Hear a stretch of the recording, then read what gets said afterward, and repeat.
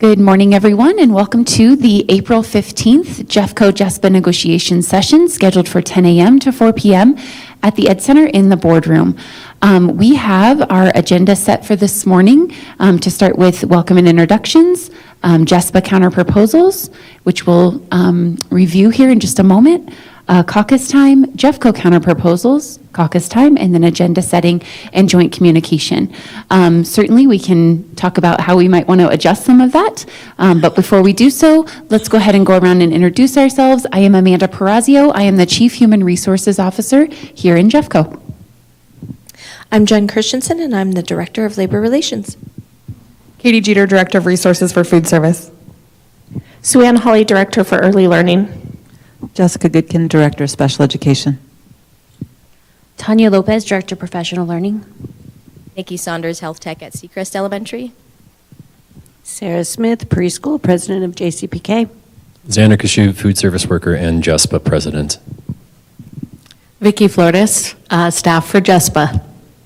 Tiffany B. Strum, Paraeducator at Sobeski and Building Rep. Brandon Rood, Emergency Dispatch Manager. Mike Hins, Director of Fleet Services.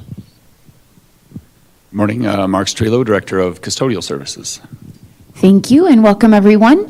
The negotiations chair for JESPA will be here soon. Thank you CMAS for holding us all up. On the agenda, we have that you would counter propose Article 9 as well as the custodial and respect articles, and then there was a possibility of 7 and or 8. And then we have proposals for 12, 13, and 15. We're ready with all three of those. Where are you guys at with your 3 to 5? We're ready for 9 custodial respect. We would like to take a caucus and then potentially bring back 8. Sounds good. Would you like us to do all three of yours, then all 3 of ours, then caucus? Would that be most beneficial? I think we can do that. I think we can get through them and be efficient. Perfect. All right. If you guys would like to go first, we will hand over the mic and feel free to, Jen is going to take off her sharing so that you can share. Okay, sounds good. I'm going to pass it over to Nikki for Article 9. There we go. Good morning. Let's bring back Article 9. We've got JESPA. It's not, oh, okay. JESPA India. That's all right.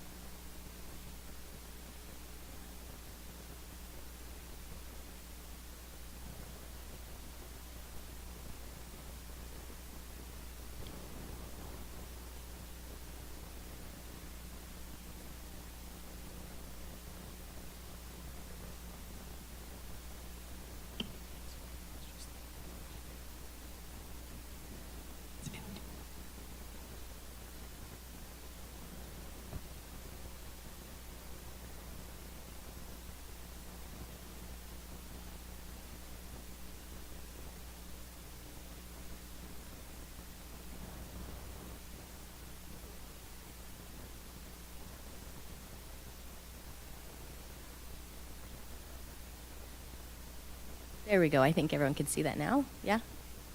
Okay. We have JESPA India. What? Can you hear me now? Thank you. I've got allergies, a little stuffy this morning. JESPA India, Article 9, Evaluations and Performance Management. We're going to scroll all the way down. We have 9.4. Employees are entitled to due process and just cause whenever the district exercises its right to manage performance deficiencies. We just wanted to kind of touch on that a little bit. We feel like fair treatment is just cause. Just cause has a legal term and it's defined. We just want to stick with that, if that makes sense to you guys. And then that's really about it. Down here, last time you guys put the grievance process shall be used to address concerns regarding the evaluations process. However, employees shall use the process outlined in Article 9.5, and we're going to go ahead and keep that. So really, the only change is making sure that just cause stays in that.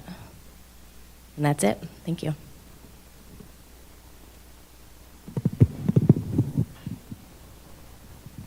Any questions? I wondered, would you like it to say that last statement? Do you want it to say 9.5 or do you want it to say in this article? I just want, like, just in case the numbering changes. Either way, we're fine with. I just know that that has happened sometimes and then random articles don't exist anymore. I think in this article would make sense. That way we're not held to those numbers. Yeah. Perfect.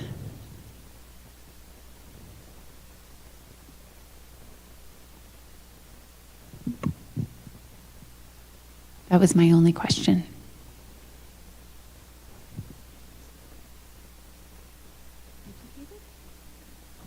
The word "in" is duplicated. Nikki, oh, Vicky. I thought Nikki was typing.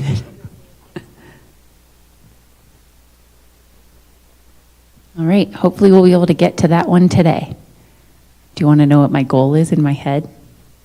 4. I think we can get to 4 TAs today.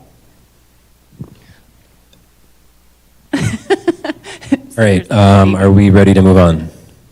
Very good. So next is the custodial article. Vicky is going to be presenting that.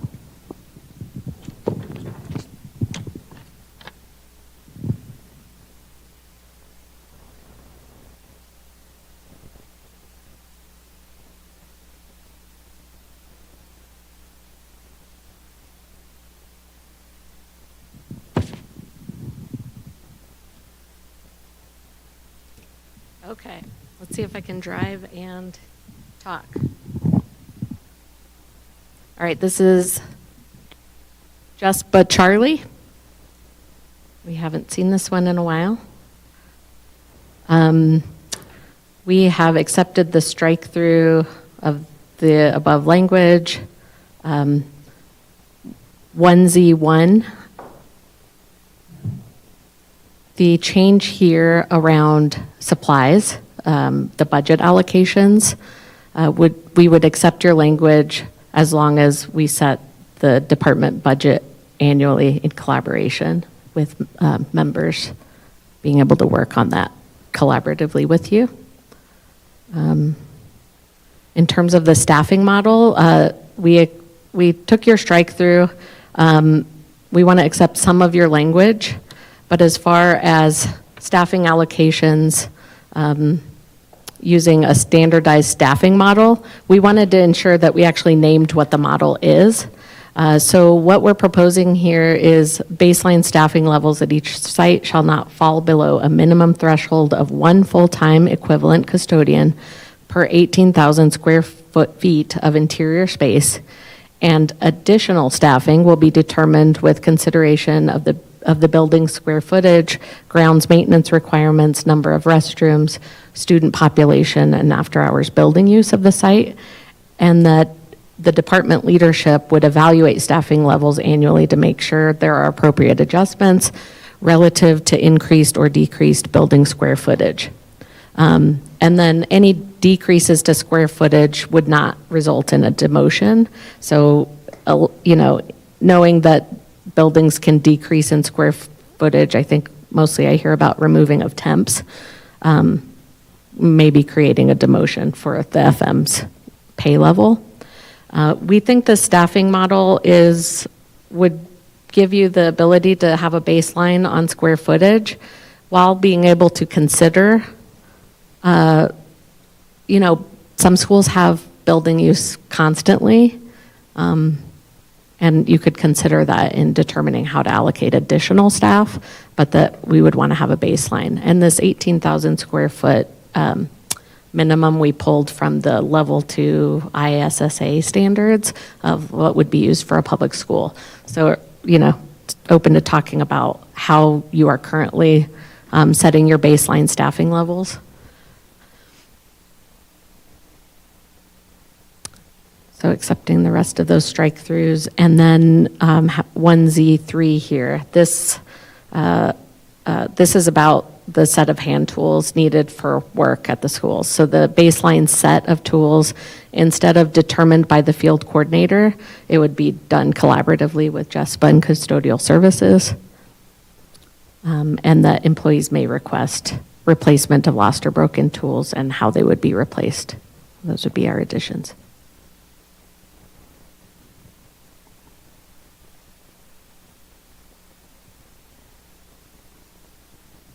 I have no questions, but you might. So there's a couple of times in here, it looks like the collaboration with JESPA is something of importance. I'm wondering if we can just kind of walk through what that looks like with budget allocations, because that's annual. I think that the collaboration with JESPA for hand tools is really kind of you do it once and then you revisit it periodically. What does that look like for supply budget allocations? I can tell you right now I'm in the process of allocating supply budgets and trying to account for an inflationary rate and, where is that money going to come from and that kind of a thing. But is that a meeting with specific level of JESPA staff? Is that your JCSSA folks? What is that? Yeah. Like? I think we would say that's our JCSSA leadership. They're just not named in our contract, so we say JESPA, but we would mean the relevant leaders in your department. We would envision this as at least having some feedback. It could be checking a box to say, like, that looks good, Mark, thanks, that included everything we need, but it could be like, hey, there's this new need we have, or we're running out of this and we need more budget for it. Just being able to have some input on the supplies they need. Otherwise, like, honestly, Mark, what it reads at without that is just what the department does, and so wouldn't require contract language. If you determine and just set the budget, this gives us some way to have input in it and would be the reason to have it in here at all, so. And I'm sorry, just for my notes, you said the ISSA standard is where you pulled that information? Yeah, I believe the level 2, the public school, I think it's level 2 public school. I might be wrong. But I believe that's set at 18K baseline. Perfect, thank you.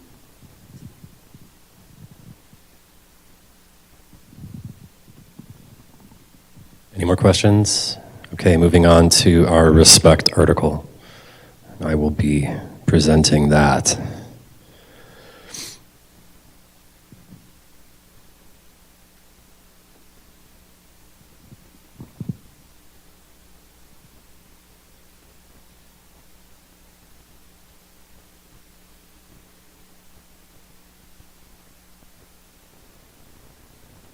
Okay, this is our Charlie version of the respect article. This is a new article JESPA is proposing for this year. So this has been, well, I guess this is our third iteration of this article. The last proposal from the district, we believe, kind of strayed away from the intent of what we were trying to get at with the respect article. We are talking about how employees are treated when they come to work. We have recently heard stories from workers and how they have been mistreated at work, a relentless disrespect they feel during work hours. So we are trying to return to the original intent of a respect article. So we added a line in the beginning saying all employees shall be treated with respect and dignity. And then we are essentially striking the language that kind of has this, what do I want to say?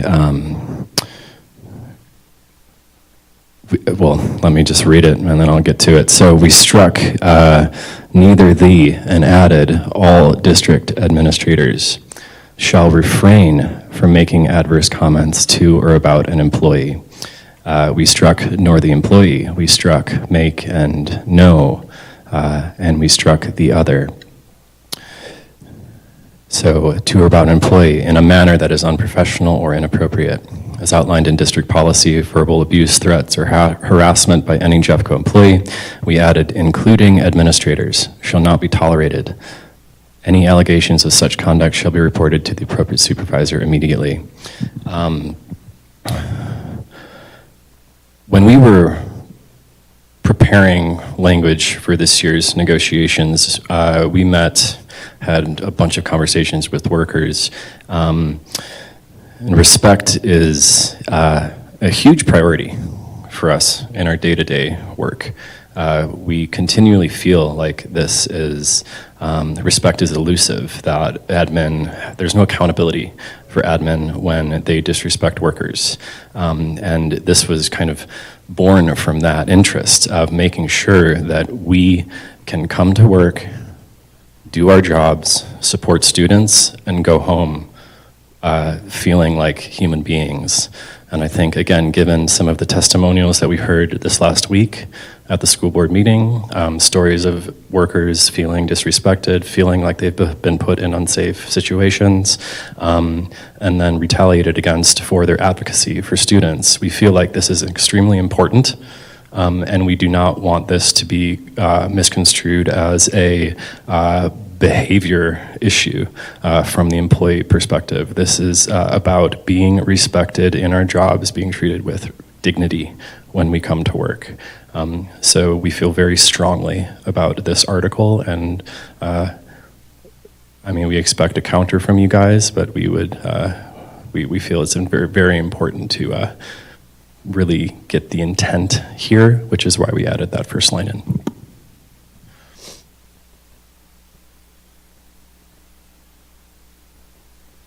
And those are our articles until we would like some time. We can come back with 8 later, but do you have any questions on respect? I'm sorry, I thought there was more to this article. Was there no more? This is it. So the second kind of part of this, I believe was, I think you had struck this, and we're okay with that. We believe that, yes, this is kind of related to, that second part was related to how discipline is administered or applied, and we believe that, I guess we agree with that. That can be part of the corrective action article or wherever that landed.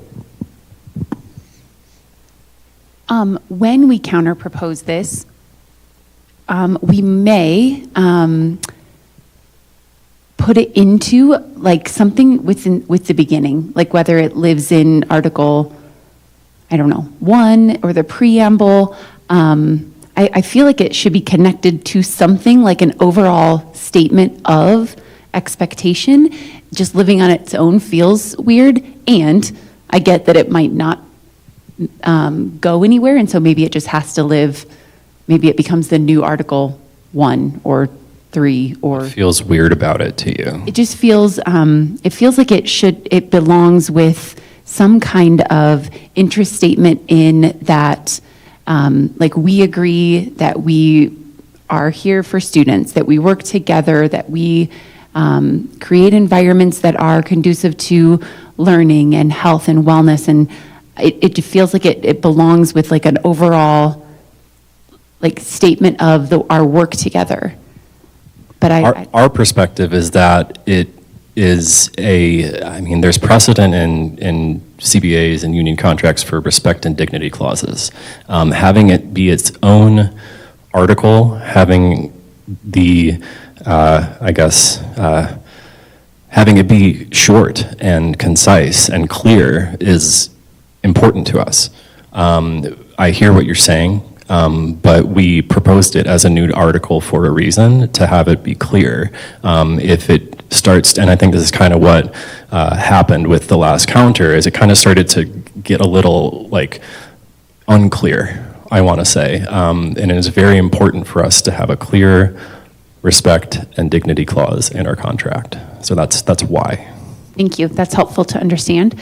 Do you feel as though, acknowledge and recognize that maybe it doesn't belong in the language, but I would assume that you feel as though respect is a reciprocal action, regardless of if it's in language, right? You would expect that we would expect that our administrators are respectful to all employees, JCEA, JESPA, other JCAA employees, et cetera, I assume that you would expect the same, that JESPA employees would also be respectful to JCEA employees, other JESPA employees, JCAA employees, even if it's not in language. I think there's a, understanding of general human decency and how we interact with each other. I think when we were talking about our contract, there's a power dynamic going on, right? Admin have power over employees. They have the power to hire, fire, demote, discipline, do all these things.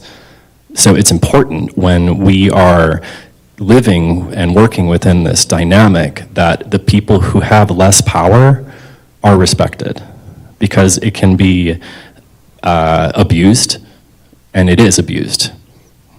So that's also what we're getting at. There is a very clear, you are my boss dynamic when we're at work. Of course, like, we want to respect each other as human beings, but when you have power to discipline me, you need to treat me like a human being, not just a number. Yeah, I don't disagree at all. And some of what has happened this week has resulted in the administrator now being disrespected in a very public way. And I want you to know it's been very impactful.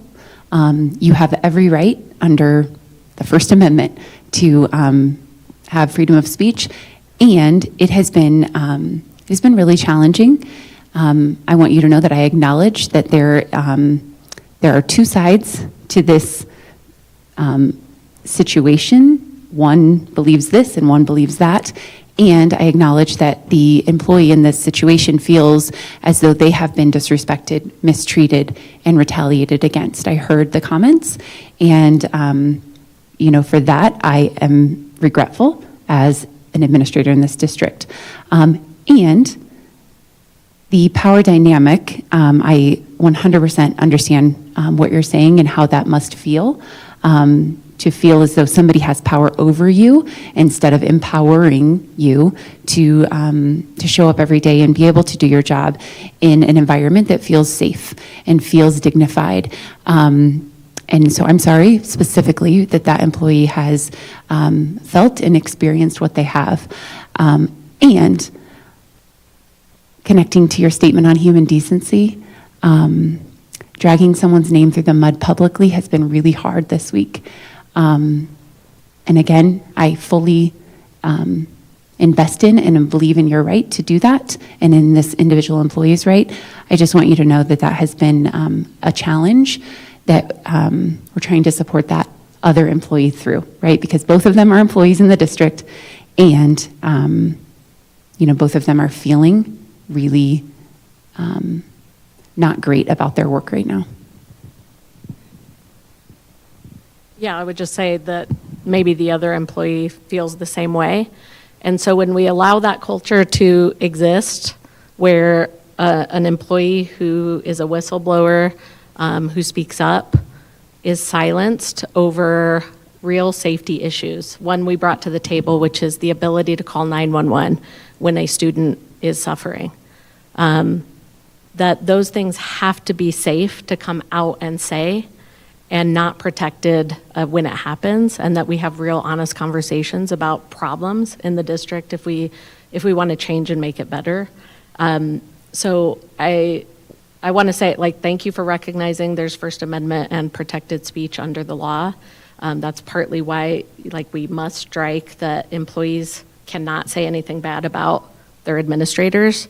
They have to be able to criticize systems and structures and decisions, and those decisions are made by people and when those things happen and somebody makes a decision that puts a student's life at risk, and we discover that it's systemic based on the feedback we're getting from people, that this is cultural.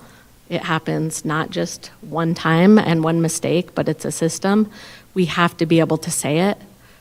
We have let the district know 7-8 months ago now that this was happening. We asked for an investigation. The professionals in the situation all said the same thing about what happened. The administrator said that it didn't, and the district sided with the administrator. So the fact that we can dismiss a health tech and several nurses says a lot about the district too, that they said call 911, and the principal says, I was confused. And we were like, okay, no policy violation. It's crazy. Same for reporting people for sexual harassment, sexual misconduct. People have to feel safe reporting those things. And the statement the district put out saying it's because of unions at our due process is another problem that we have. We have been relentless in asking the district to set clear boundaries for employees at orientation, bringing orientation back, and disciplining employees who act out of turn with students or coworkers. So yes, no employee should treat anybody with disrespect. But when our members are critical of actions taken, that has to be protected if we want those things to improve.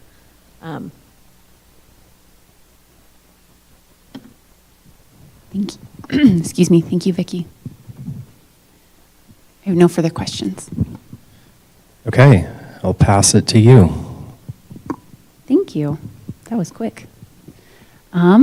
So Jen, which order are we in, Jen? Sorry. All right, we are going to start with Article 12, and this is our grievance article, and Jen's going to present 12.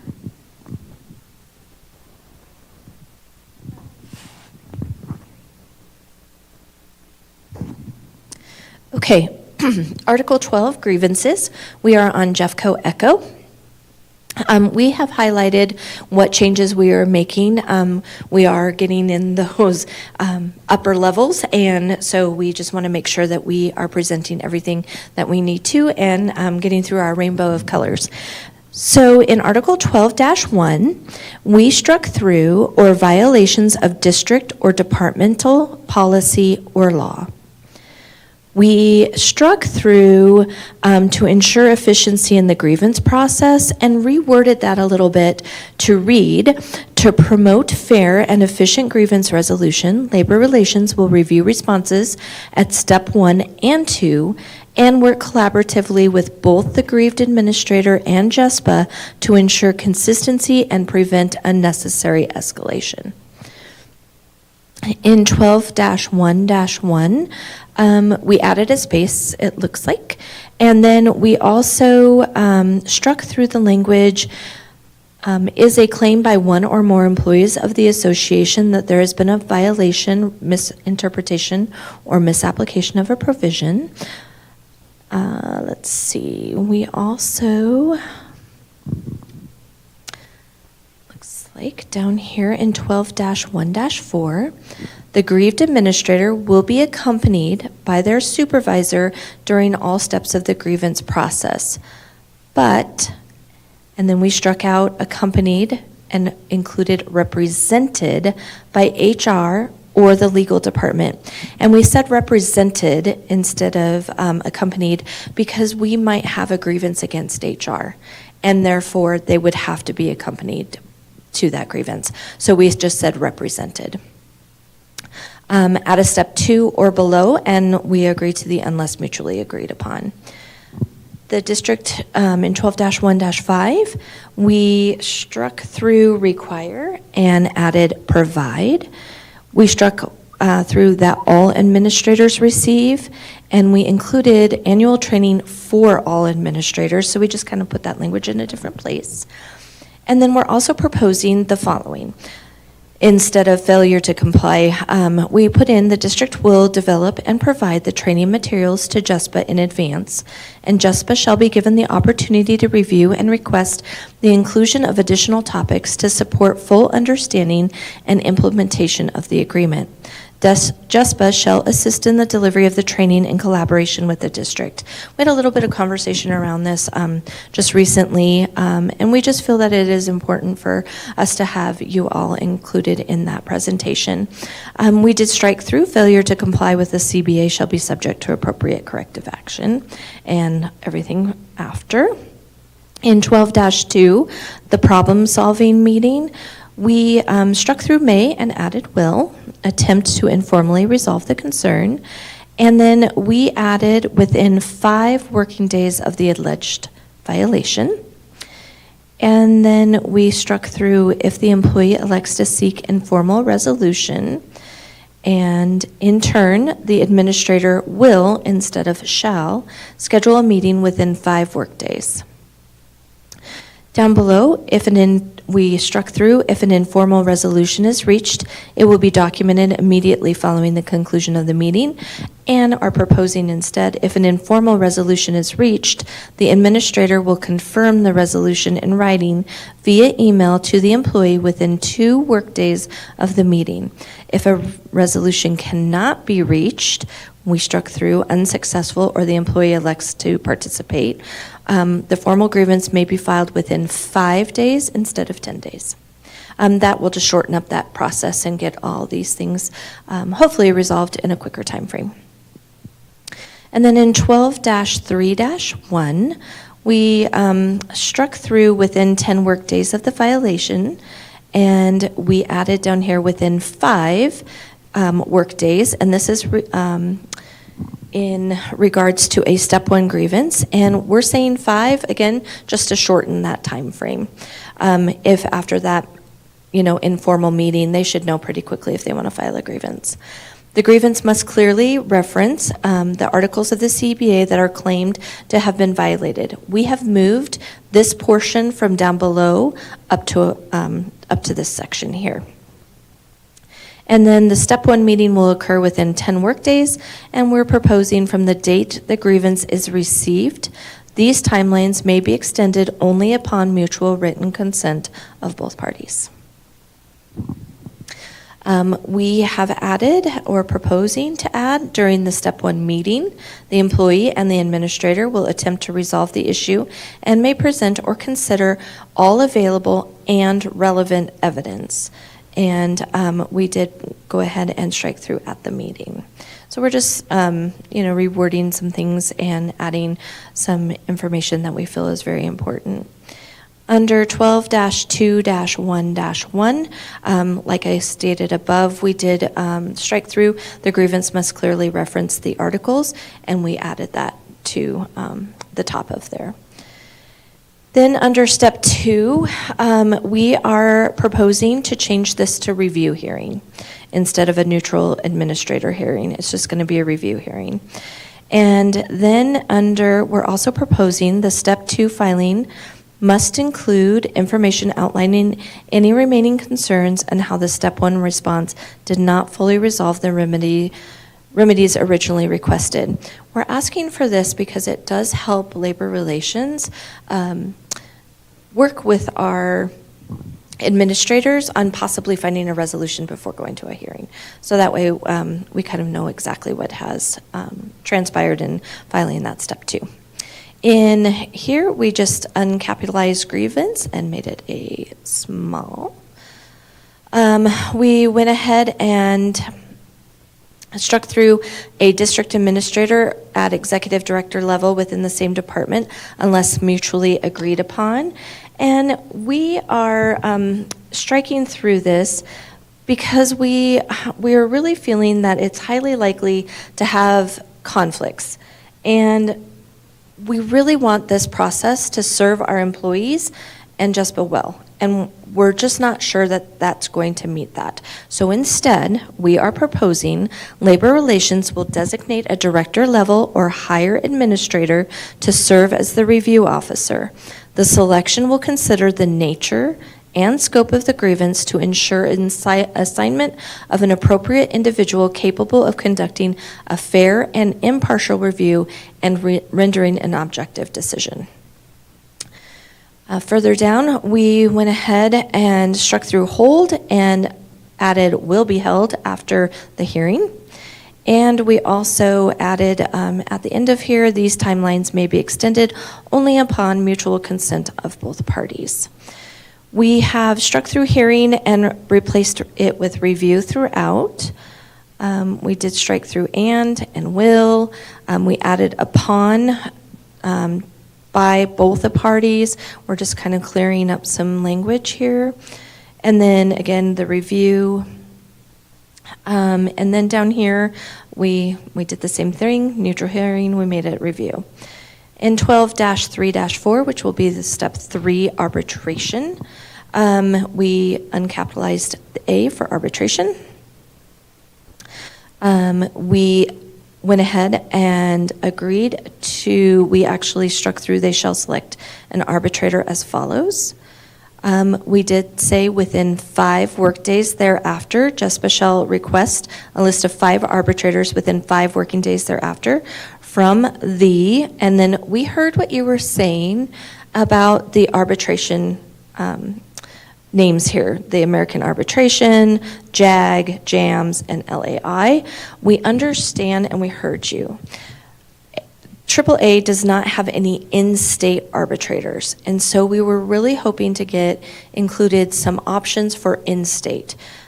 We do believe that this reduces our cost for those expenses. So we did include them back. And then down here, we added and issue findings and recommendations. This is about the arbitrator to both the district and JESPA.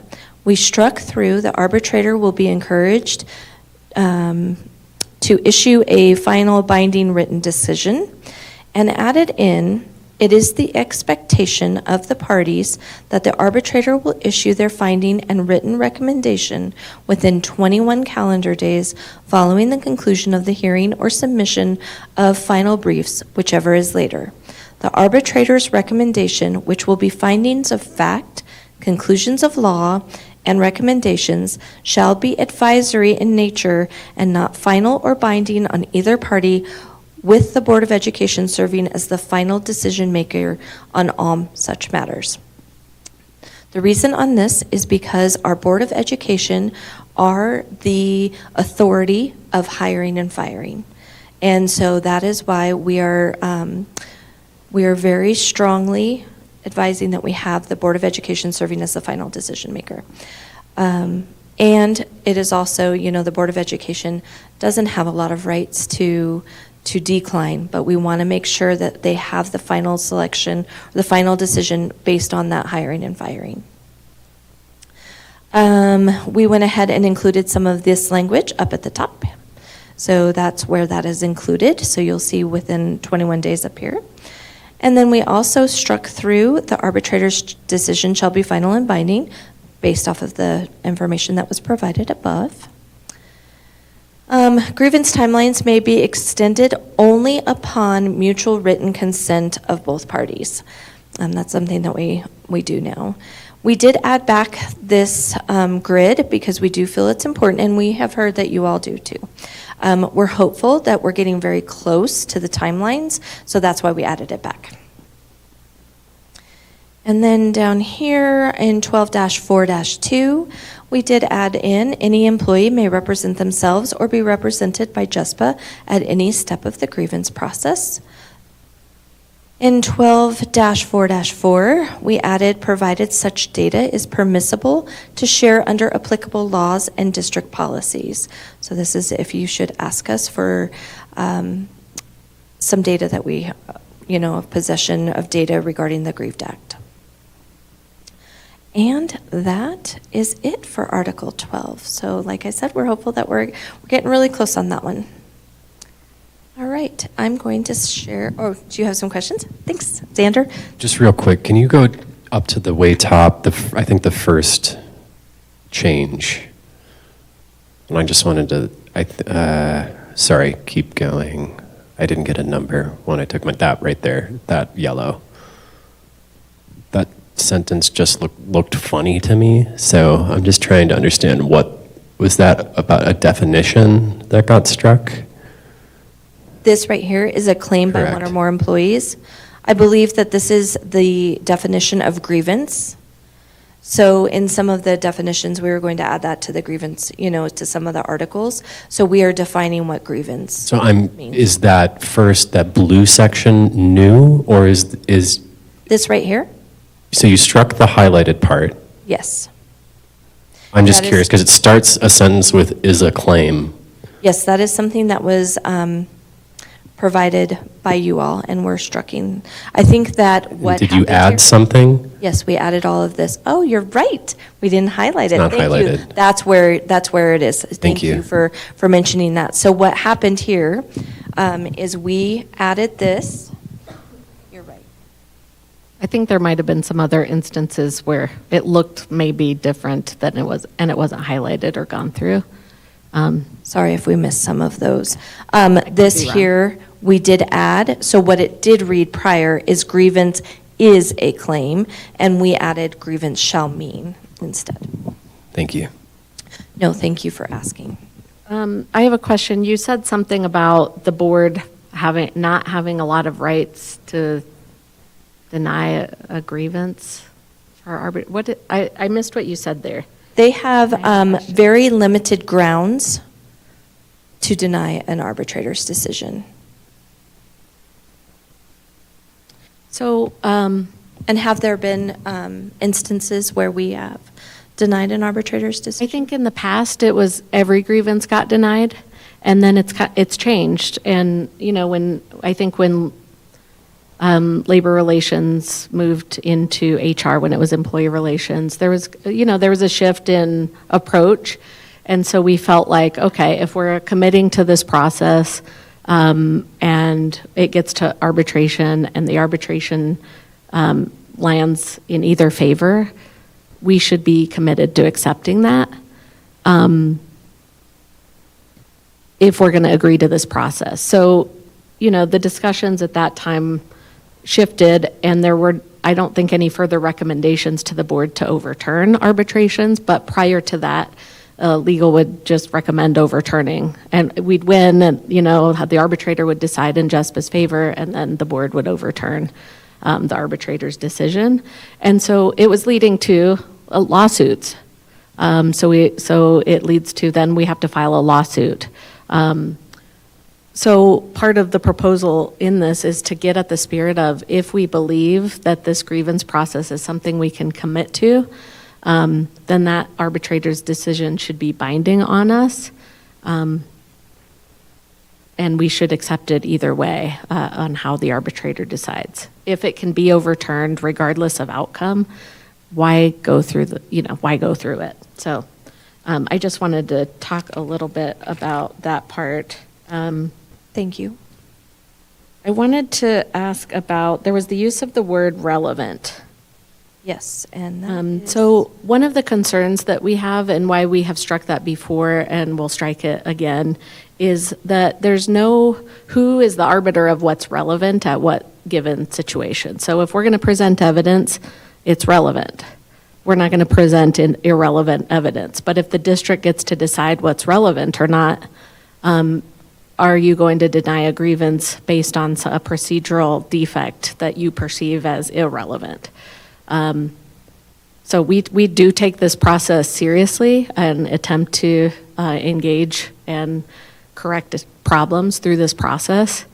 But when it seems to be like there's openings for policing what is relevant and what you all believe is a grievance or not, that's where it's going to become an unfair process. So I just wanted to look for those instances there. Yeah, and so that's during the step one meeting is where we added that in. And then in terms of striking law and policy from what is grievable, I would just wonder, is it the district's intent to be held to the policies it creates and to the laws that govern the state or federal laws? Like, I assume you want to be held to those. Yes, and we don't believe that using the grievance process is the appropriate way in which to question those things. We believe that that those things should be directly addressed, depending on what they are, right? When I think about certain policies, for example, the sexual harassment policy, we have a very clear indiscrimination. We have a very clear process by which that is to be reported and reviewed, right? We have a director of equal employment opportunity that reviews those things through a specific form. That is actually required, that all districts have a mechanism for that reporting. Not that a grievance can't also be filed if you don't feel as though we are investigating it or following that particular process, but the policy itself should be questioned through that Understood. that particular process. Same thing with the law, right? If the law is being violated, I would say that that too should be addressed through an appropriate channel, such as a mandatory report, a police report if necessary, depending on which law might be violated. Additionally, I would say that anything in the agreement is not counter to law or policy. And so I feel like it would be hard for us to find something, I think, that isn't in your agreement that is also, an expectation by policy or by law. Okay, let me try to clarify what our position is, just so we're on the same page.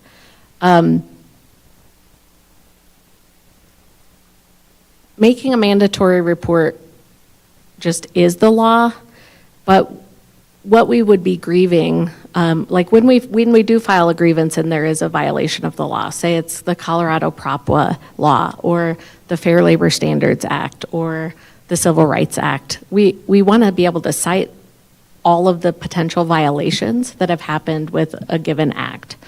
And I would assume the district would want us to do that so that we know what we're talking about when we talk about violations. We've had this conversation at the table before where the district attorney, I think, at the time was telling us we shouldn't file a grievance, we should just go through and file a lawsuit, which seems like a way further jump than we need to make.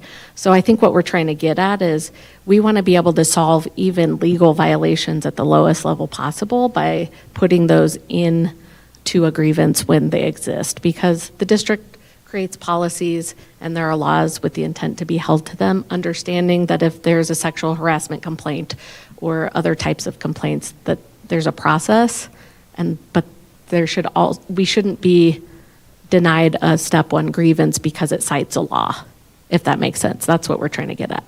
So I feel like I'm hearing a little bit of a difference. You're talking about citing something versus also stating like this is a clear violation of the collective bargaining agreement, because in our definition, or what we believe, is that a grievance is specifically around collective bargaining agreement language and violations thereof. And so we believe that if law is cited, if policy is cited, that it should also be a violation, a direct violation of the agreement, because that's why the grievance process exists. But maybe you disagree. It's just very common for grievance processes to be around law, policy, et cetera. And not to align or to be. Yes, like we can grieve violations of the contract, but also laws, policies. It's a problem-solving mechanism in our relationship that I believe is meant to solve problems at the lowest level possible. The fact that if it were barred and we wouldn't be allowed to file a grievance over, let's say, the Fair Labor Standards Act, and like there was a bunch of wage theft going on, that we wouldn't file a grievance and solve it that way. Instead, forcing us to file a lawsuit would be odd. Sure. if it's prohibited. So anyway, we can That's explain actually more really maybe when helpful we counter. context. Okay. Yeah, thank you. Any other Article 12 questions before? Don't think so. Okay, we'll go ahead and move on to Article 13. I believe Mike's going to read through this article, and Jen will present the actual language on the screen. Okay, this is Jeffco Echo. Under 13.1 One, we struck out the semi-annual refresher, or I'm sorry, the annual refresher on driving, safely driving students. We don't feel that's required for all drivers, and we have a process with ride checks to help out drivers that do need that training.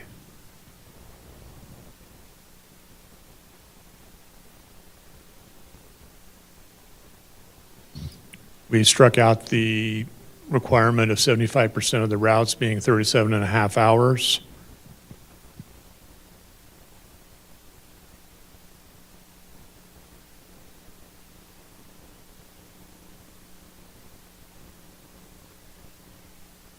And we removed the section about extra duty being special field trips and athletics, because those are separate from extra duty. Those are actually other trips that are taken, and we have a process for doing that, which is based on seniority and drivers that sign up for it.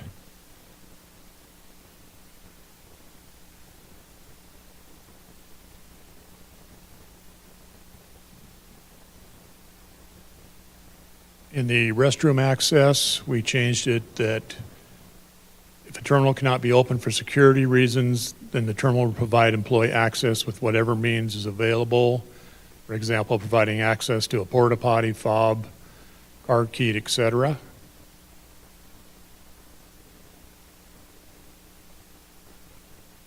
And we left in the portion about the school restrooms being made available for transportation employees. We struck out everything about the administrators coming from a school to be with a group of students. It's impractical most of the time for administrators to do that at the schools. We did change the requests will not be denied with the portion that in case of an immediate safety risk, and then accommodations will be made as soon as possible.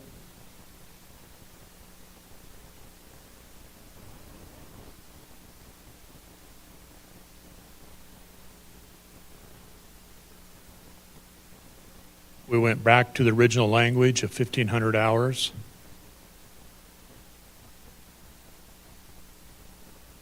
And then on the vacant positions, we changed them back to 3 days because we have 3 different steps in there, and at 5 days for each step, it's pushing a month to get a route position filled again.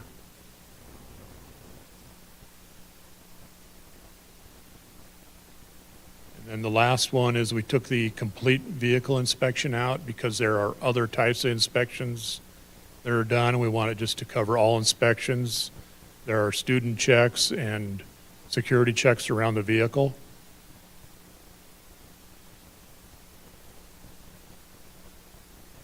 And I believe that's it.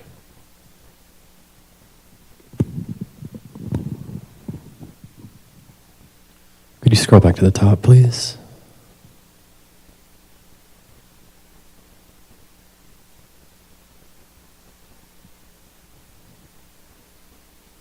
That one, 1312.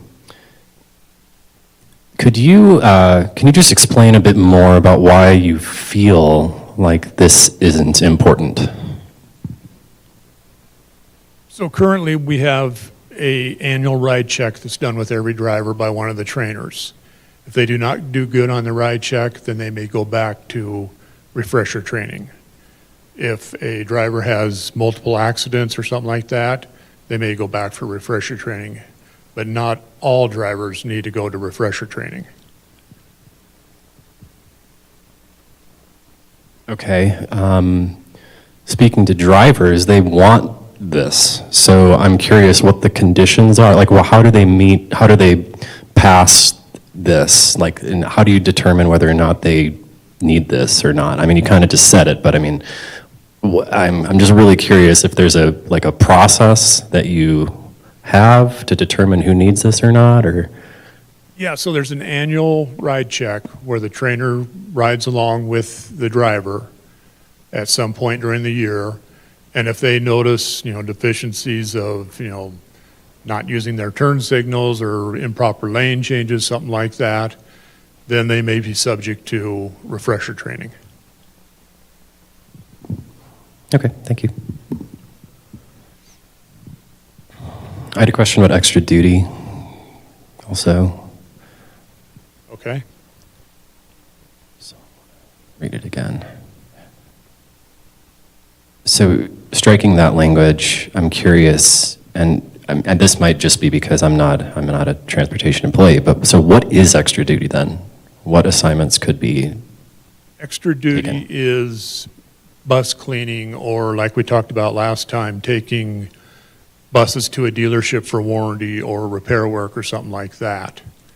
That's extra duty, where the specials, field trips, and athletics is considered a extra route, and we have a regular system for assigning those based on drivers that want to do them, and then seniority of the drivers that do want to have them. I mean, this is language that exists in the contract now, and that's what it says. So the extra duty boards are defined currently as specials, field trips, athletics, and cleaning. We struck cleaning because that's not appropriate, and it's modified by 1351, which is the seniority on a weekly basis. So we don't believe extra duty is anything but the extra routes that you would pick up. And so you're describing the current language that exists, so I don't see any reason to strike that, and we'll just unstrike it when we counter. Okay? I'm curious about the restrooms, the restroom breaks. That language that we proposed is what was agreed to between the department and JESPA, or created collaboratively about how restroom access would work to solve issues with getting to the restroom and make sure drivers and assistants on a route would be able to go to the bathroom. So all of the language that you're saying is impractical was created and agreed to and should be in the handbook. So I'm confused as to why we're saying that some of this is impractical if it's already the policy.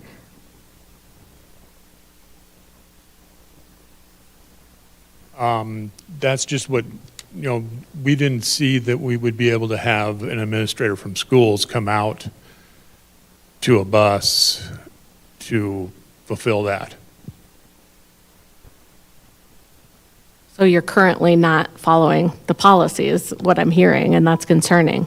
I mean, we've had meetings, honestly, we've had meetings about this in the superintendent's office and with Jeff Gatlin, and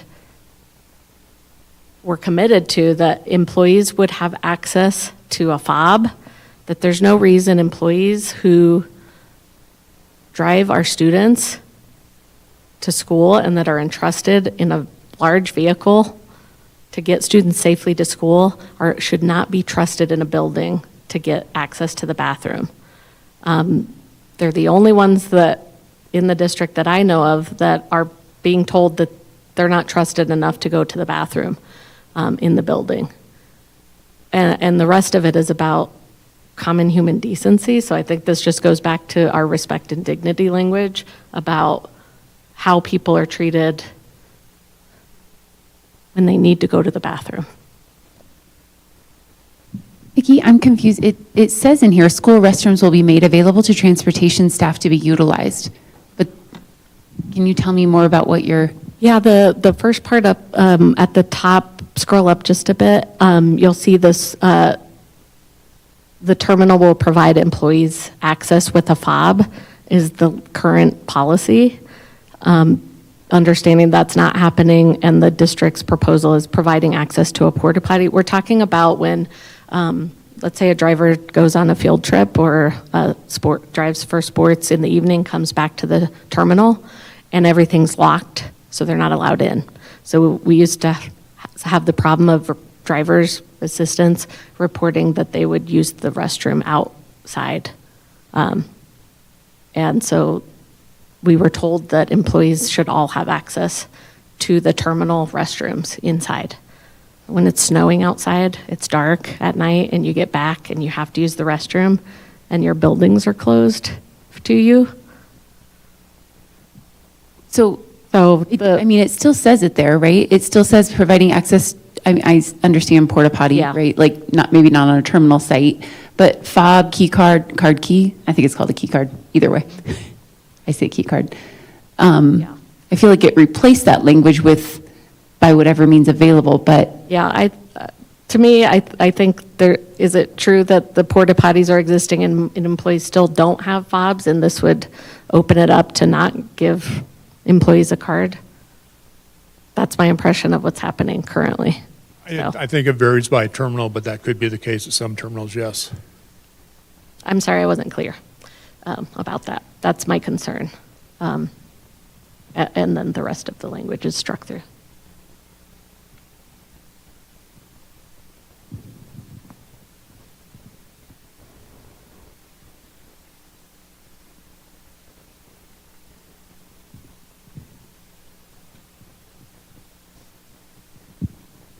any other questions on 13 at the moment? I think we're good to keep going. Okay, we will wrap up with 15. And so I believe Sue-Ann is going to present 15, the language, and as you can see, Jen has it up on the screen. All right, this is Article 15, Jeffco Foxtrot.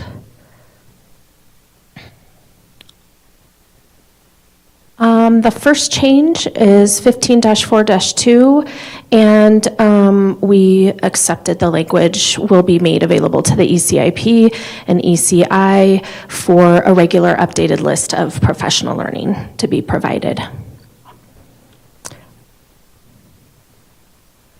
The next is 15-4-4. All required professional development shall be relevant to working with populations of preschool students.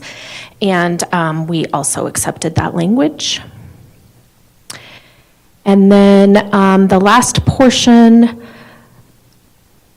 Article 15-522, we did strike the differential pay. We added the district recognizes the essential support ECIPs provide in the classroom. In the event the licensed teacher is absent and a substitute is assigned, ECIPs are not expected to assume instructional leadership responsibilities, such as planning for instruction, including the substitute planning, lead teaching, completing assessment ratings, leading parent-teacher conferences, etc., beyond their regular duties. This ensures ECIPs are not placed in positions outside their job responsibilities. And then that is all. Any questions?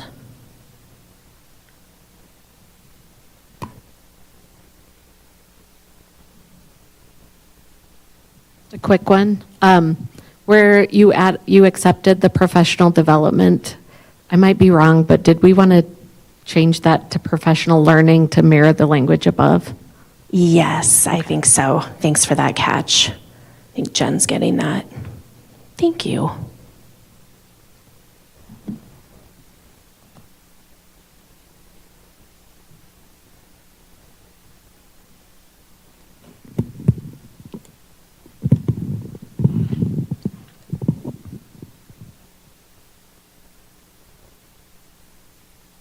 Okay, I think we're good. Happy to review that when you send it over. Okay, thanks. Before we go to caucus, we had agreed with Darcy last time that we would visit a section of Article 2. Would it be okay to do that right now, or would you like to wait until Darcy returns or arrives? I think we're good doing that now. Okay, Jen, could you bring up Article 2? So there was a section in Article 2, it is 223, waivers, and we felt like the title didn't match the section, and we wanted to ask you if you would be amenable to calling it, like opening and closing of schools, or calling it waivers, and in parentheses, opening and closing of schools. Jen's going to bring it up so everyone can actually see it on the screen, if she can find it. I have no idea which. It's hotel, Jeffco Hotel. And it's 223.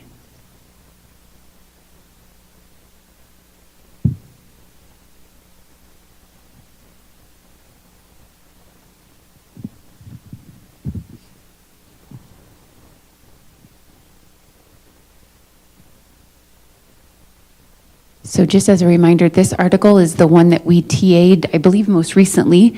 We've reviewed every section of it, and Darcy found this and thought it was strange that keep going. It's actually all the way down. We rewrote it, I think.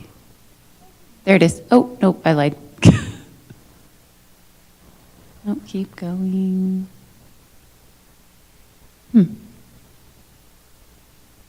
It's definitely 223, I promise.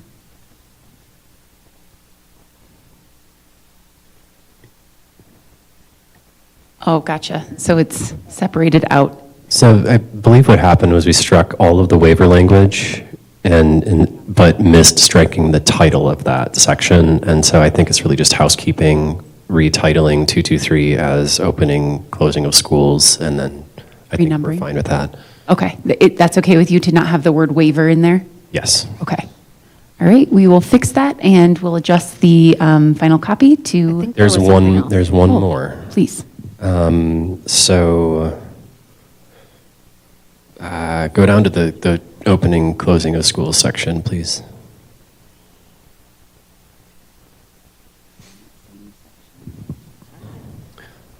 So I believe after wage changes, a pink, there should be a comma after changes.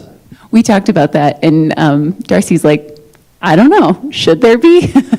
But we did talk about that. So the comma after wage changes, comma, or changes too.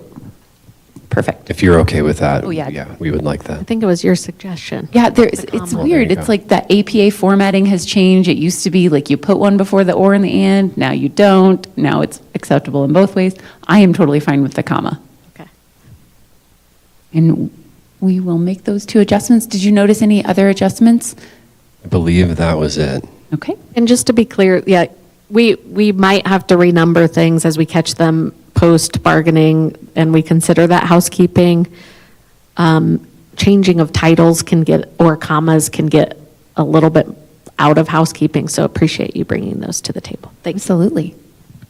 All right, so it is currently 11:10-ish, and we both have some language to consider, and then I know you wanted some time before potentially presenting Article 8. How much time might be helpful before we return from caucus? Do you have a lunch time We plan? do. I think that it's probably around 12. How about 12:30? Yeah, that And would if be we great. need more time, we can communicate. Sounds good. Will Darcy be here, or should I just text you, Xander? Text me. I think Darcy is done at noon, Okay. so depending on drive time and whatnot, but you can text me and Sounds good. All right. make sure I look at my phone. For our audience, we will be back at 12:30. Thank you, everyone.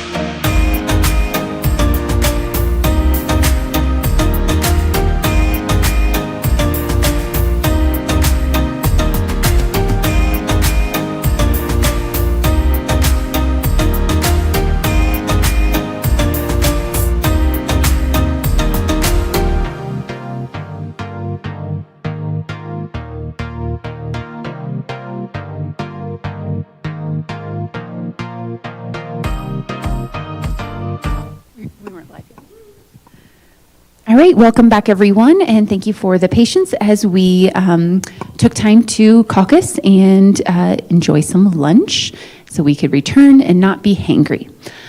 So I will turn it over to you all. I don't know if, would you like to move forward with Article 8? Do you have other articles that you would like to bring back for counter? You tell me where you're at. I would like to start with 5. Okay. We have a counter for 5 and then roll right into 8. That sounds great. And I believe after that, we will be able to bring back 9, return 9 to you today. So 5 you had brought to us with a change in the law. None of us brought that as a interest. So it's Article 5 attendance, and as long as you had opened it up, we found some grammatical things we'd like to, as long as it's open, take care of. So changes would be in pink, fuchsia. 514, instead of saying fails report, it looks like there's a 2 missing, so we fails to report to work as scheduled. Scrolling down to 521, instead of for the totality of their shift, we feel that duration is a better descriptor there. And then 523, maybe, instead of being 1 word, we believe it should be the 2-word maybe. And then 532, the language that you had is the purple. An ESP who works a shift of more than 5 consecutive hours.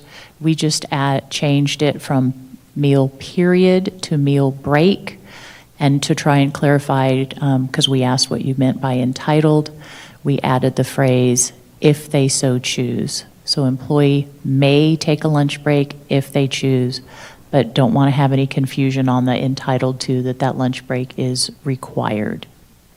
Some people just want to work their 5 hours and go and not have that extended to 5.5 hours. So that's an employee choice.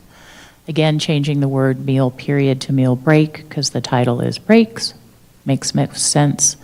And changing the sentence at the end, it had to the extent possible, and we think it makes more sense to put it at the beginning. To the extent possible, this meal break will be at least 1 hour after starting and 1 hour before ending a shift. And then 532, you had struck that final sentence, when a supervisor or school administrator directs an employee to work during the meal break, the employee will be paid for that time worked, and we think that's important, so we put that back in. 5321.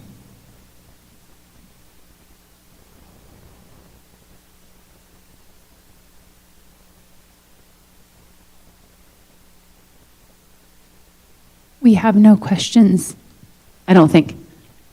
I have no questions, and nobody else seems to either yet. No name tags turned up, cool. Thank you. We will definitely review that one. I don't think it'll be too much more back and forth on that one. Okay, back to Article 8 then, or moving on to Article 8, I guess.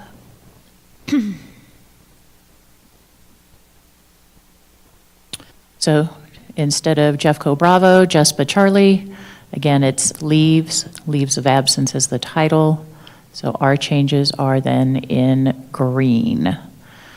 You had struck all full-time ESPs will be given sufficient hours to meet FMLA. Again, not everyone is going to use FMLA, and the majority of people who are missing this, para-eds, are missing it by 4 hours. So we're putting that sentence back in. All full-time ESPs will be given sufficient hours to meet FMLA requirements. Para-eds have more training. They're at 178 days, 7 hours, and they miss it, the cutoff, by 4 hours. 8.2, paid sick leave. You had struck the excludes parapros and health techs. We're putting that back in, that sick leave is excluded for parapros and health techs. That will make more sense when we get to paid leave, which we are reinstating.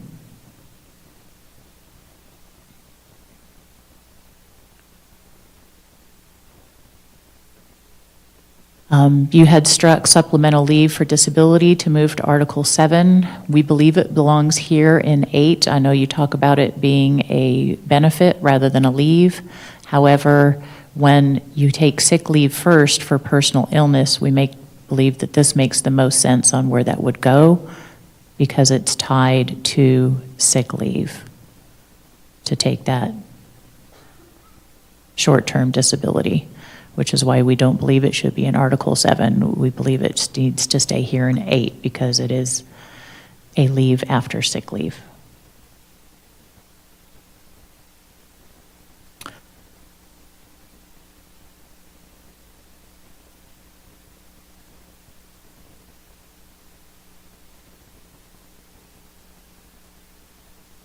So on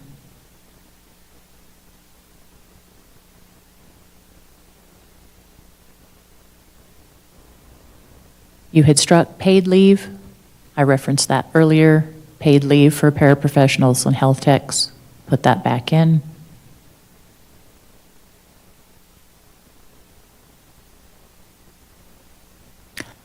And then down to 8-9, which is the ADA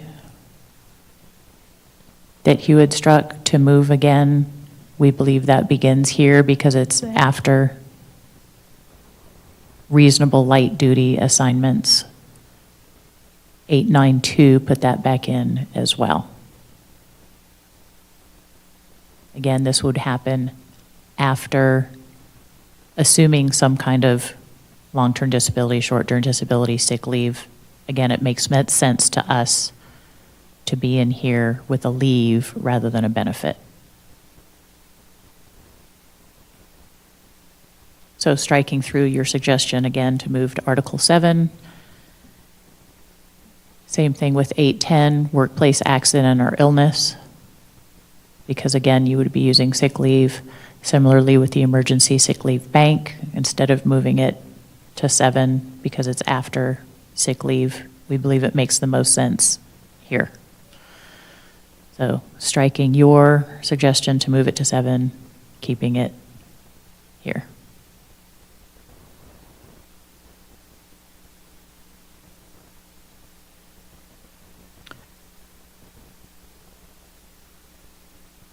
So public health emergency leave, again, you had struck through it, suggesting that we move it. We think it makes the most sense here. Because it's a leave, again, not a benefit.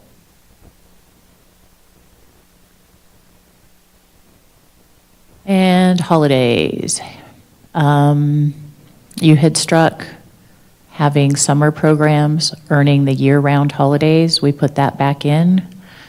We're of the opinion that the appendices can move into this rather than flipping back and forth. So we have changed the title. If you could scroll up just a touch. So year-round employee, we put parentheses 260, meaning 260 workdays, versus a school calendar employee.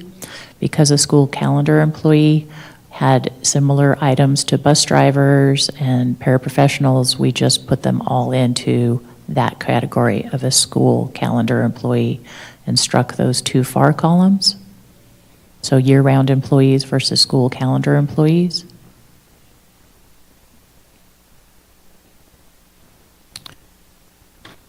To make that clear, the statement that the sentence above, the Juneteenth and the Independence Day with an asterisk, only if this is during summer work for those people who are working summers who don't normally, they're school employees.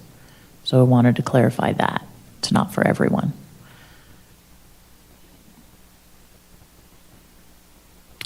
And then we accepted the addition of the Friday after Thanksgiving and put back the winter break because those 4 days were there and then got removed when the proration happened, is my understanding. Vicki, can you give a little more context on that? Yes. So I think there was confusion last year when days were removed from the calendar that's led to different issues this year. And so we're proposing to add these 4 days back to the calendar. There's still quite a bit of evidence of the 4 days. Their job descriptions reference 260-day work. And so we want to figure out how to correct this issue and add these back in. We believe that at a certain point, while the practice has been to have these 4 days on the calendar, that potentially it was not captured in the appendix when the appendix was created at bargaining, but in practice, those days were always paid. And that's what triggered, like if custodial or maintenance folks come in, as they often do for an emergency during that time, that's kind of what would mean that they would get paid time and a half when they come in, because those days were on the calendar. And so we saw when people did come in this year, and probably, there's probably more out there. It wasn't triggering that time and a half to come in, like on Christmas Eve or New Year's Eve, or whenever people were coming in. So correcting these holidays on the calendar as they were in practice would correct that issue as well. And then scrolling down further on Appendix A, which we've incorporated here, change, where it had said 2 days per calendar year, we're striking the 2 days and making it 16 hours to clarify, because that was also the subject of a grievance. So again, to clarify there, so instead of 2 days, 16 hours of personal leave. Scrolling down, and I believe it was said at a previous session, so I wanted to highlight, keep going, for hourly employees, and then paraprofessionals, you wanted to give paraprofessionals 2 days of personal leave. So we added that 16 hours per calendar year in alignment with the other jobs, and then change the wording instead of 1 hour for every 20 hours of service rendered to be every 20 hours worked, to be in alignment with the other phrases of 20 hours worked, because nobody wants the fat taken out of their service. Okay, I got one giggle. Good, that was the intention. And if we scroll further,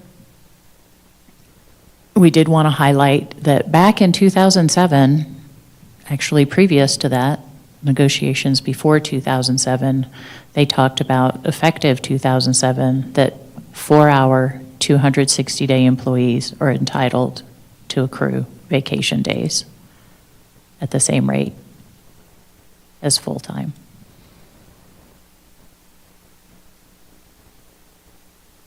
Apparently, some people thought that there weren't 4-hour, 260-day employees, but clearly 18 years ago, there were. And there still are in custodial. And this is also to highlight that it always was practiced that they were 260 days. So when we talk about it now and people say that never was the case, it definitely has always been the case that employees that work year-round are 260-day employees.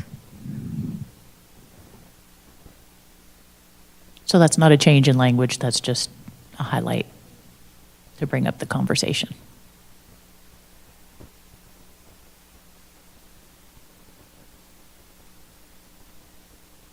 Just a quick question on the 16 hours per calendar year. Would you say that that is prorated per FTE? So a 4-hour employee would earn the exact same amount as a 7-hour employee? Okay, so the reason we wanted to propose this and clean this up is actually, I think there's a comment here that we cannot see. So there was actually a grievance in transportation, so whether you worked 8 hours or not, the grievance and the practice clarified that they had always been loaded 16 hours of personal leave.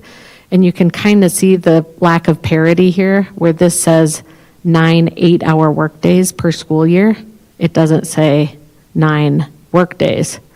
And so what we want to figure out is having the language be the same across the table. So 9 8-hour workdays. This said 2 days, but it was 2 8-hour days. So there's a prior grievance on this that clarifies that.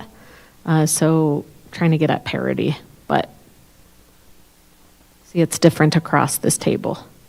Yeah, I'm totally on board with aligning language. I would just somewhere want us to clarify if it's prorated by FTE, because if I were an employee and I worked 7 hours and I got the same amount of sick time and personal time as my colleague who worked 4 hours, I wouldn't really appreciate that, but that's just me. I would feel like that was unfair. Yeah, what happened a couple years ago was it suddenly changed. Everyone had always gotten 16 hours loaded into their check, and when they saw it wasn't anymore to that effect, I think the district changed that to make it whatever your prorated workday was. We filed a grievance because people lost a benefit. So I understand your argument. We just made a different argument and clarified it already through a grievance.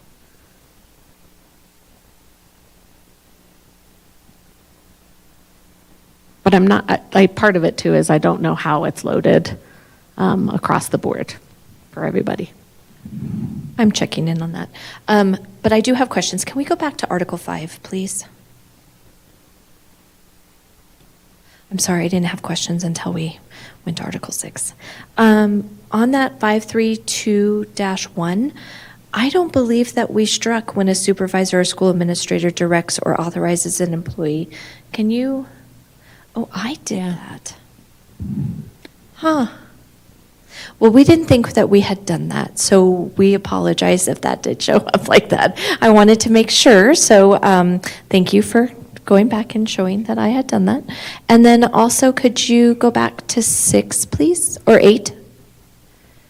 And the ADA and the, let's see, the public health emergency leave, we were addressing those up at the very top, so we weren't really asking for those to be moved to Article 7. We just were under, we were just saying that we were including those up at the top without all of the detail. So Yeah, I just wanted to you're right. clarify that. Yeah, I think maybe that was misstated about moving up to the top. Recognize that. We added this back here to have clarity around this ADA leave. This was originally added to the contract after an EEOC issue that was resolved, and the EEOC, investigator recommended that we have very clear language about how this works in terms of leave as an accommodation in addition. So we kind of see that reasonable light duty assignments or reassignment isn't really connected to leave, but we don't have ADA language anywhere else. And so we don't want to lose this language at all. We want to make sure it's clear and that administrators and employees understand their rights under the ADA, but most of it is about taking leave as a reasonable accommodation. And Jen, I apologize, you're absolutely correct. In my note, I said we moved to 7, and it said that it was in 1, but not to the detail that we prefer, so thank you for that. And I think we're open to discussion on the public health emergency leave. We just didn't want to lose anything should the law change. And so we added it back in to have some clarity around what removal means and what the current public health emergency leave looks like.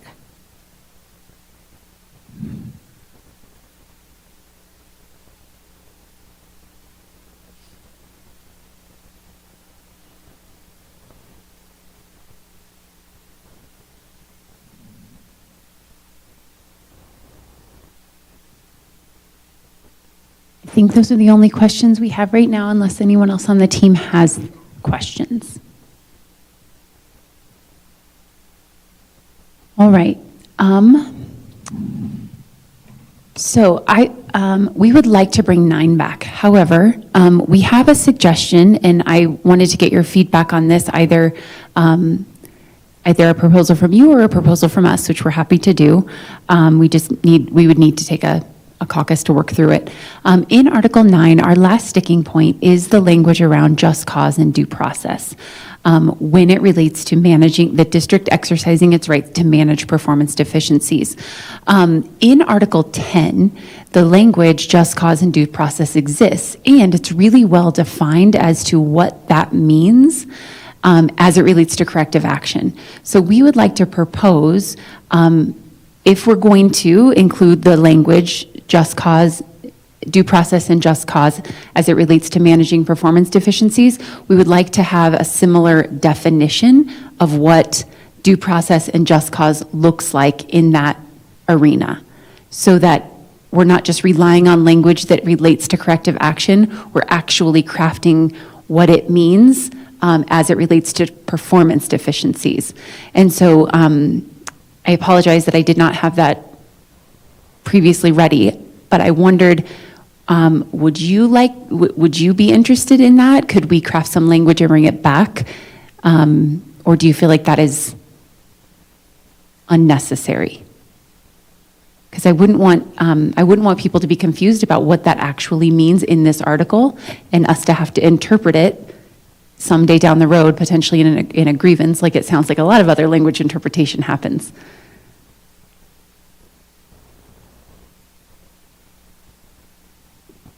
And we're happy to draft something that mirrors 10, but gets more toward corrective action, if that would be helpful. I think a caucus should be called here. Okay, we will, if you could give us 20 minutes, we could work on something to bring back that actually provides a better definition for clarity purposes. I think 20 minutes sounds good if that works for you. That works for me, but he has something.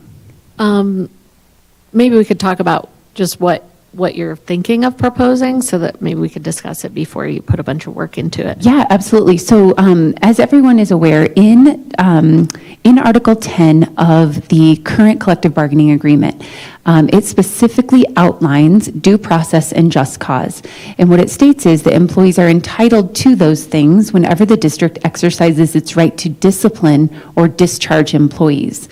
As you all know, in this intent for us to separate performance evaluation from corrective action, we really wanted to communicate to our employees that we believe performance management is not corrective action, even though sometimes it feels that way, and should performance deficiencies exist that are not able to be corrected, it could result in what feels like corrective action, or specifically demotion and termination.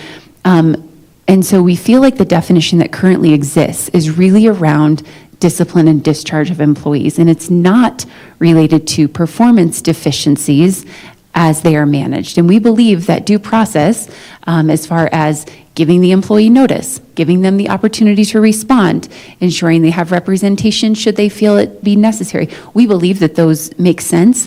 But when it comes to just cause, unless the employee is being terminated or demoted, which is corrective action, and we understand there's a little bit of overlap in between these two still, this doesn't apply to in the same way.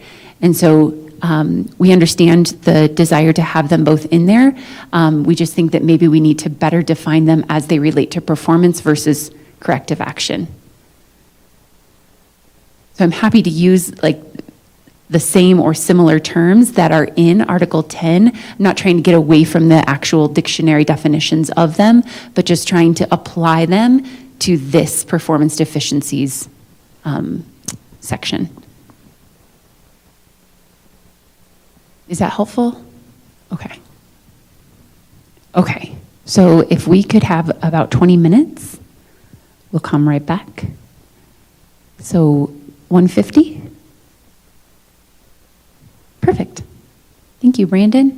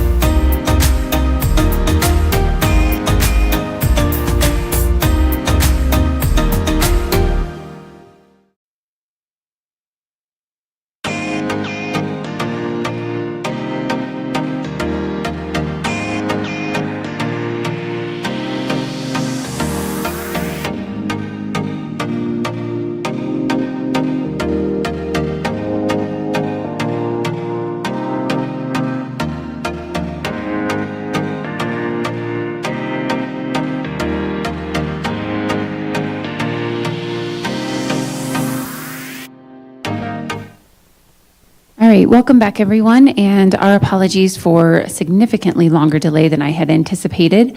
I will just be very upfront and honest that we are trying to work through some language in Article 9. And Article 9 is our performance management article. As you've heard the district state, we do not believe performance management is corrective action. And so the sticking point that we are trying to navigate is the language around due process and just cause. While we believe that employees should be afforded the opportunity to be notified of their performance deficiencies prior to that deficiency being managed in any way, whether that is to be written into an evaluation, whether that is to be documented in a letter of expectation, or whether that is to be worked into a performance improvement plan. However, because it is not corrective action, we don't see it as corrective action until it reaches the point where it results in a demotion or a termination. We do not believe that it makes sense to include just cause in this language. However, we also believe that an employee's supervisor, should they be going down the road of performance management, should have reasonable evidence to indicate that an employee is not meeting expectations, right? I can't just say to Darcy, you don't watch the kids well enough at recess, without having any kind of evidence to share with her as to what I've observed, or what I have been, what has been shared with me, or how many students have fallen off the monkey bars and broke their leg while Darcy was watching them. Just kidding, that has never happened, just so everyone is aware. How many Band-Aids Darcy keeps coming back to get from the health room. But so to us, it's like both and. And so this might be language that we together need to continue reviewing and looking at. We don't believe that the definition that's in 10 applies to this particular language, and we don't necessarily think that we should ask you to remove what is in 10 because that has been working and makes sense in the context that it is written. And so right now we have simply made one adjustment to the language, and I have it up here on the screen now. And I acknowledge that this might not be what you're looking for, and that we might need to keep working through this. So here's what we have. This is the only change. Employees are entitled to due process and clearly articulated expectations whenever the district exercises its right to manage performance deficiencies. So again, what we're trying to get at is that there is a clear statement of what is not happening, what should be happening, and what is the evidence, or why we are coming to you with this track of managing performance. And I think that we all have agreed that when we refer to managing performance deficiencies, it is stated later on in this article very clearly now around Article 9-6, Notice of Performance Deficiencies. And so this whole entire section of Article 9, really, having been moved from Article 10, really expands what does it look like to manage performance deficiencies. And so what we're trying to really get at is that the employee has the right to be notified of what they're doing, what they're not doing well, why they're not doing it well, and what is expected in order for them to improve. So that's our current thought at it, about it, and we will continue to think about how we might reach common ground on this one. But as of right now, that is where we are at.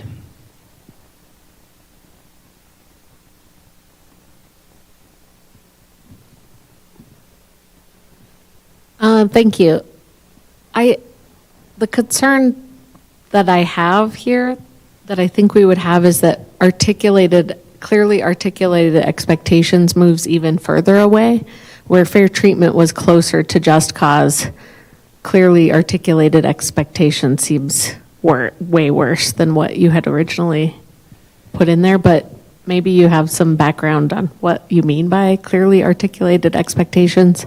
Yeah, so there are certain components of just cause that would prove to be highly challenging in a situation where an employee, where we are trying to work with an employee to improve their skills in whatever piece of their job they're trying to get better at. And we feel as though if we were to engage in a performance management of deficiencies or a management of performance deficiencies, if the employee didn't agree that that was a deficiency, regardless of the evidence presented, that they might then say, well, I want to grieve this because you don't have proof. When in reality, maybe they just disagree with the proof. And so we feel as though this is honestly like a management right to be able to manage performance deficiencies. I completely agree that when we get to the point of a potential demotion or termination, like absolutely that is impacting someone's ongoing employment with the district. And at that point, then just cause should be in place. But when we're really just trying to manage deficiencies through the process of performance improvement, whether it's the performance improvement plan, reclarification of expectations through a letter, we don't feel as though that meets the threshold for all of the components of just cause, of which there are multiple, right? 7, I think we said. And so we're trying to get to that balance of before the worst happens, what is the employee really afforded? And if we have to investigate every single instance of a performance deficiency, a documented performance deficiency, it's going to get quite overwhelming for you and us. I think we would disagree just on the grounds that this language already exists as most of it is already in Article 10. Article 10 currently has corrective action for misconduct and for performance, and there's 2 lanes and tracks, and the language is slightly different. We don't have as many of these as you would think. There's not a lot of misconduct or performance issues that we see that we end up grieving. And I think it would be, I think you said something about like the proof and whether you disagree or agree. We don't often process a grievance if an employee is just upset about being corrected in terms of performance, just because they disagree with it if there's proof of it. So if there's proof, that's different than having no proof. But this is already a right that employees have. They have due process and just cause in performance management, and we just would not give it up. So the only other thing we could potentially have is that all of this moves back to where it was and we go back to original language, which would restore those rights, or clearly have just cause and due process in Article 9. So the other thing I tried to start working on was to take what's in Article 10. So this is what is in Article 10, just for everyone's awareness. So in Article 10, it outlines just cause as adequate warning, reasonable rules, investigation, proof, equal treatment, and penalties. And then it also has above it outlining due process, reply, notice, although I do think that those 2 should be flipped, but that's already done. Whatever. Representation and appeal. So another approach that we could take is to outline each one of these as it relates to evaluation. That's what I first started doing, and then we thought, now we're getting too verbose, and maybe we need to be just more succinct. And so I am more than happy to continue working on that and not just say, here you go, you figure it out. And so we might have to come back to this on next Tuesday, because I'm going to have to, it's going to take a little bit more time. Obviously, it just took an hour and I got 3 words. So. Understood. Yeah, that sounds good. We might have some creative ideas for how to address it as well. And so are you saying you want to keep working on this and not pass it at this point? Yeah, I think that would make sense. Okay. And I don't want you to hesitate that if you come up with something that would make sense and clearly define like what it is we're looking for before it gets to corrective action, that I would be very open to that. Okay. Were there any other articles that you wanted to bring back, counter propose, discuss, ask questions about today?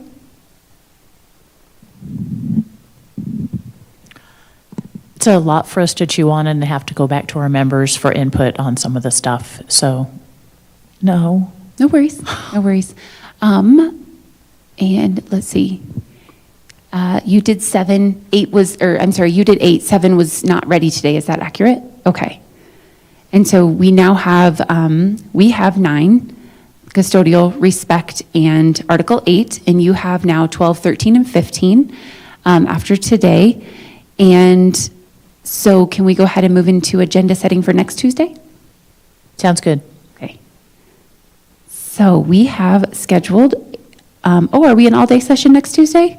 We are. Actually, I wanted to go back and ask one clarifying thing on 8, which we brought, just to make sure that we are all on the same page with Appendix A.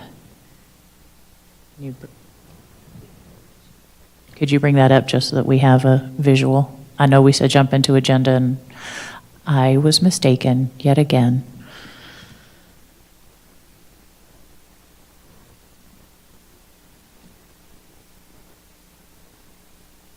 It's just accruals.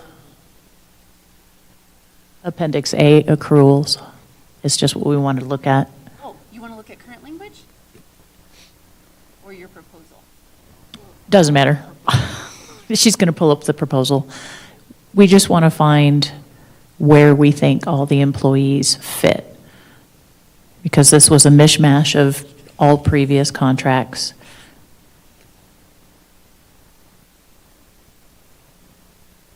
So the first, in that first column, is prorated year-round employees, then food service prep managers, then bus drivers and assistants, hourly employees, paraprofessionals and health technicians, and then preschool.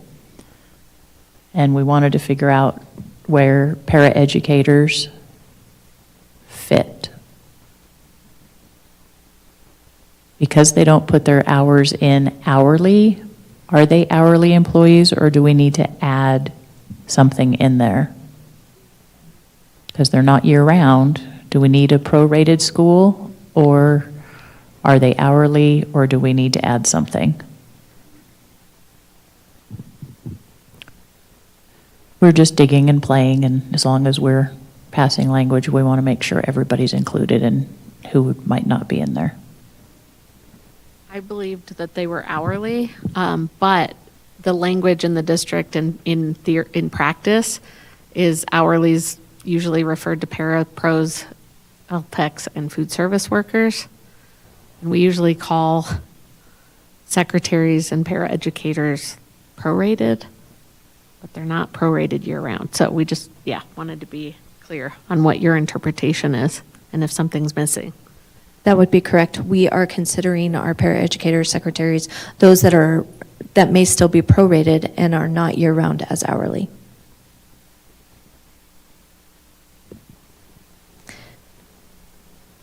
No, I think what's happening here is up at the top, it's saying prorated. I think we need to check into that. It may be the first row, but let me check into that.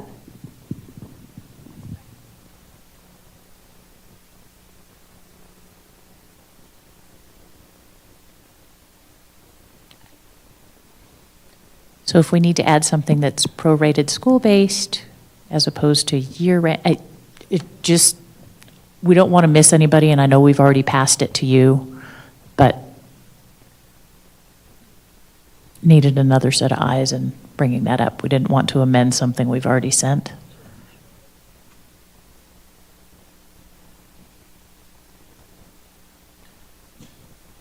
By next time would be fine.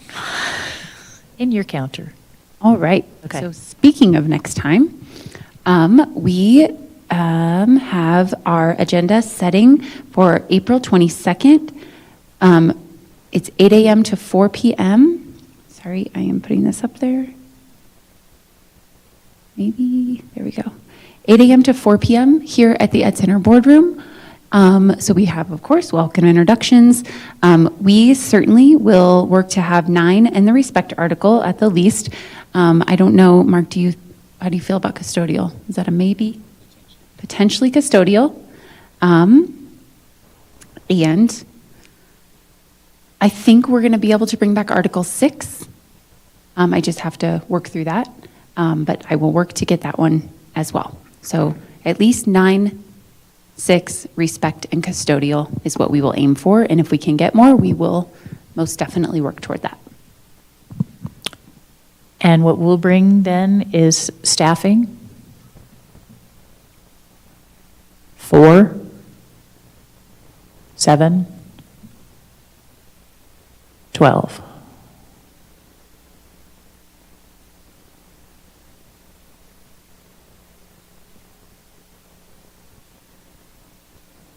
And ideas on 9.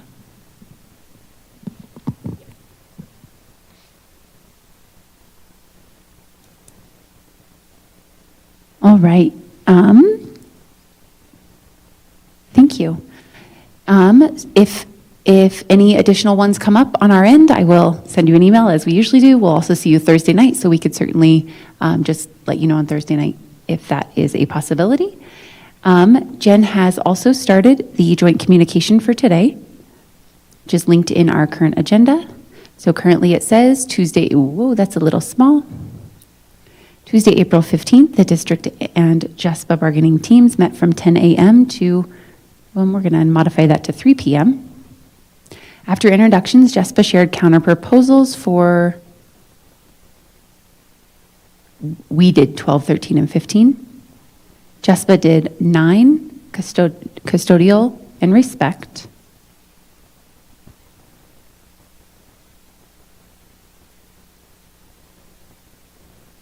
JEFCO shared counter-proposed language for Articles 12, 13, and 15. And then I would say JESPA also shared Article 8, right? Counter-proposal for Article 8 after caucus. And 5. Oh, yes, thank you, and 5.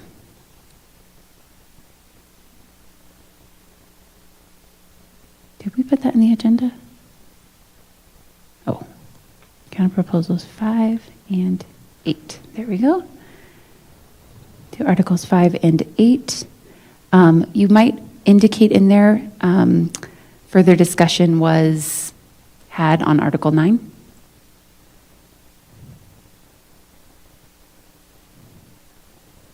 The team set the agenda for April 22nd, scheduled 8 a.m. to 4 p.m. in the Ed Center boardroom.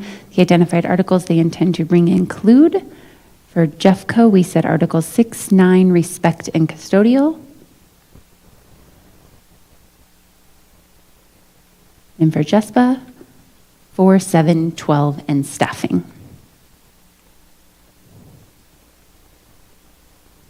All right, anything on there you would modify, adjust, or edit?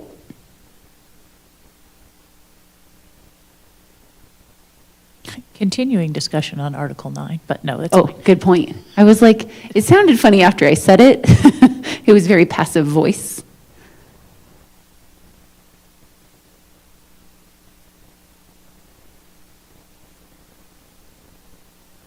Maybe, do you want to say the team's engaged in continuing discussion on Article 9?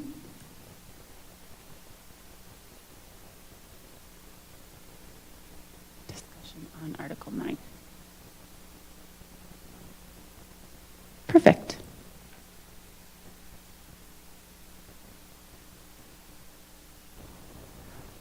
Do you want us to document in here that we discussed Article 2, the heading? We modified, before you arrived, we modified the heading from waivers to school opening and closures, closings, school opening and closing? Okay. Article 2? Yeah. I don't remember when we did that. I think it was before the caucus, but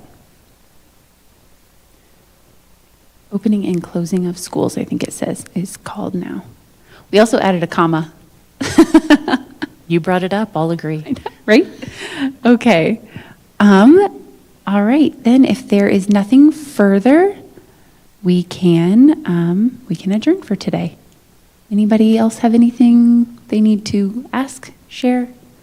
Okay, we have the copy of Article 2 updated for you as well. All right. I will initial. Thank you, everyone. We will see you either Thursday evening here at the boardroom or, oh, good. Jen has an answer to the paraeducator question. And next Tuesday at 8 a.m. in the boardroom. So I have an answer on Appendix A. Paraeducators and secretaries will be considered on row 1 as they are prorated. So on that row 1, it means prorated as well as prorated year-round employees. So they earn vacation? No, they do not. Okay, we'll get further clarification on that then. Thank you. I'm just trying to help out my teammates here.